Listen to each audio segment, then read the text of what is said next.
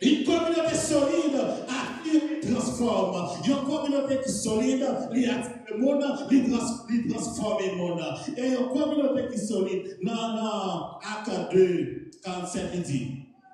Et le Seigneur ajoutait chaque jour à l'église ceux qui étaient sauvés. Tout le monde qui était sauvé, le monde qui était aidé, le monde qui était dans problème, le monde qui était dans calamité, eh bien, Seigneur lui a ajouté la caille, il a ajouté l'église là, il a ajouté dans la communauté. Une communauté vivante attire naturellement. Est-ce que vous là? Voilà, non? Une communauté vivante attire naturellement les autres. Où est se forcer?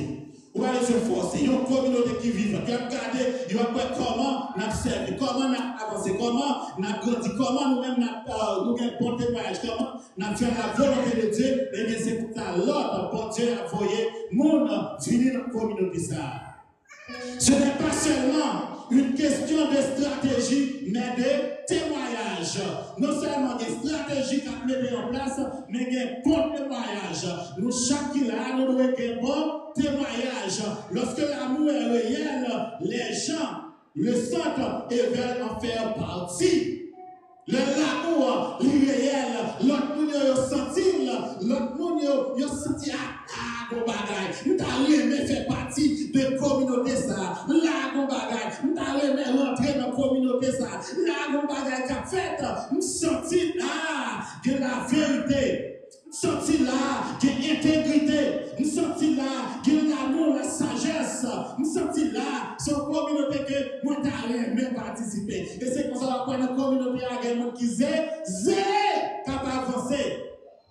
Vivre dans la vérité avec intégrité. Ephésiens chapitre 4, 15, 25. Parler vérité avec l'amour, pas par mentir.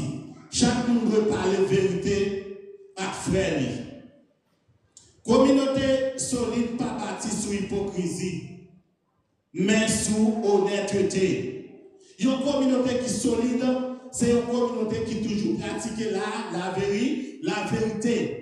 Ce n'est pas une communauté qui est basée sur hypocrisie. Ce n'est pas une communauté qui est basée sur un côté monde pas honnête. C'est une communauté qui est basée sur intégrité.